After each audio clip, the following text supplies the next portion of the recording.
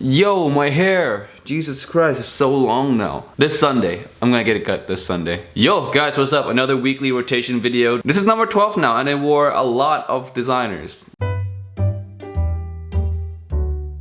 Hey guys, Timmy, welcome back to Imagine Scent. Today we have weekly rotation number 12. I'm gonna tell you guys all the fragrances that I wore last week and my experience with them. So yeah, let's get on with it. Last week, the first day I wore SERGE LUTENS Eau de Peau. This one smells like a bakery. It just smells like bread and butter. It's very creative. If you like artistic fragrances, you'll like this one. I really cannot think off the top of my head right now what other fragrances smells like a bakery. This one is the only one that comes to mind. Now I wore this because I was editing a video, I was staying at home. I was still sick that day. So I was just relaxing at home. And when I'm relaxing at home, typically I like to wear fragrances that are either soothing or very artsy, stuff that I just typically cannot wear anywhere else.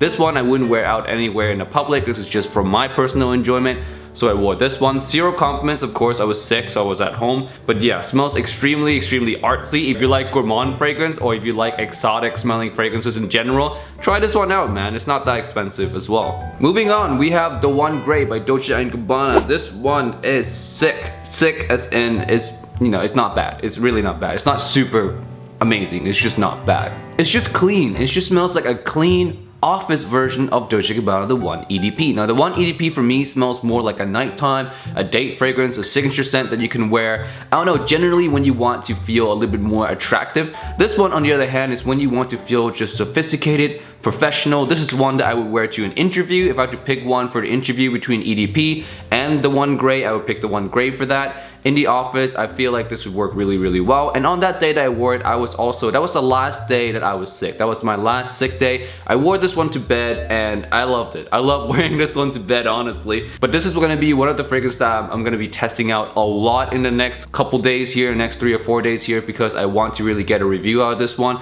I don't think it's bad. I don't think it's as bad as other people or other reviewers says it is. I mean, it's a solid release personally, because it takes the 1DNA that's usually for the fall and winter and it makes it available for spring and summer. So that's a really good thing. If you like the 1DNA, you can grab the One Grey and have the 1DNA all year round, if you know what I mean. So it's not a bad release, honestly. It's a solid release. So yeah, I'll reserve my full thoughts for the review, so stay tuned for that coming in the next week or so. Next fragrance, we have Manzara Cedrat Boisé. This one is from Bradley from Triple Ink. I like this one a lot. This one I do prefer over my batch of Aventus, as much as that pains for me to say, because me and Bradley, we always butt heads between Aventus and Cedrat Boisé, which one's better. I always say Aventus is better because generally Aventus is better. But when it comes to my batch of Aventus, my Aventus is so polarizing because it's so damn smoky. It gets me just as many negative as it does positive feedback. So that one makes me scared to wear it. Like, I don't feel confident wearing my batch of Aventus. But this one I feel very confident wearing it. I have no problem with this one at all. So hence this one is better than my batch of Aventus. So Bradley, you can have that one. But yeah, this one's really good. If you guys want to try a nice Aventus inspired DNA, this one is great. In terms of how different it is from Aventus, I haven't really looked into that yet. I've just been wearing it. I haven't really been testing it for review because I don't know if I'm gonna review this one. Maybe not. I'll see. Not a lot of people care about niche, so maybe not. But if you guys want to see a review, request it down below. Next fragrance is one that I wore 3 times last week to work. I just really wanted to test it, and I'm slowly falling for it, honestly.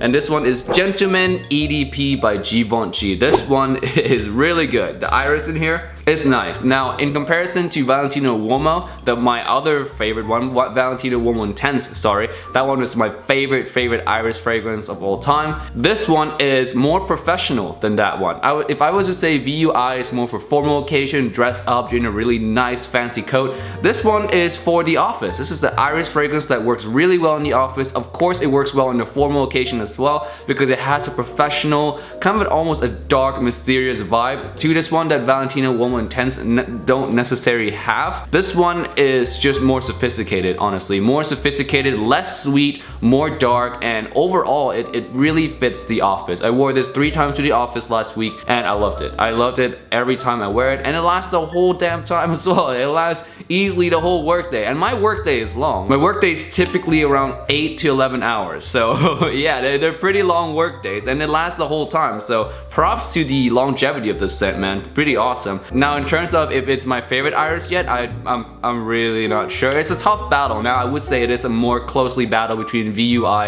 and this one, but I'm not picked a favorite yet. It's hard to step down from VUI honestly, but I don't know, this one might end up taking the cake. Give me another day or two to wear this and this one will be my next review. My next review related video is gonna be on Gentleman EDP, so you guys can stay tuned for a full review of that. But like I said, I wore this 3 days last week. I got 0 compliments for any of the days. I've yet to get a compliment for this fragrance, to be perfectly honest, so 0 for every time I ever wore it. But that's not important to me. You're not gonna get compliments every time. That's just a fact with fragrances. You can't get compliments all the time. So I'm judging this based on a practicality base, the smell, the longevity and everything. This thing hits the check mark on almost everything so far. So I'm really happy with this release. I'm glad I bought it and I can't wait to review this one. Alright, next we have only 2 more fragrances left because Gentleman EDP like really took a lot of the spot.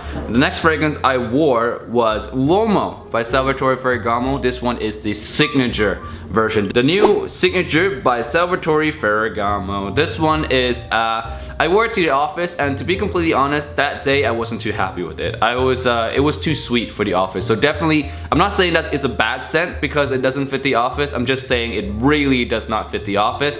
It was too sweet. I felt a little bit insecure because it was projecting quite loudly and I was like, damn, I think I oversprayed this one. I sprayed 3 sprays like I do with every fragrance that I test. I always go with 3 sprays first, and if a fragrance becomes too strong, I dwindle it down to 2 or even 1. But yeah, 3 spray of this is definitely way too strong for the office. I actually felt a little bit insecure while wearing this and the sweetness was too much. I didn't feel like that level of sweetness fits anywhere in a professional setting. So I felt insecure. I really didn't like it for the office. But in terms of any other occasion, I can see this fitting nights out. I will be trying this out when I go to the strip on Sunday. On Sunday, I'm actually gonna go out to the strip to test out some new fragrances and maybe get some dinner, maybe just enjoy myself, maybe gamble a little bit. So yeah, I'm gonna wear signature there and let you guys know how it is out there in the crowd. But yeah, to work, definitely not a scent for work. I really dislike that day.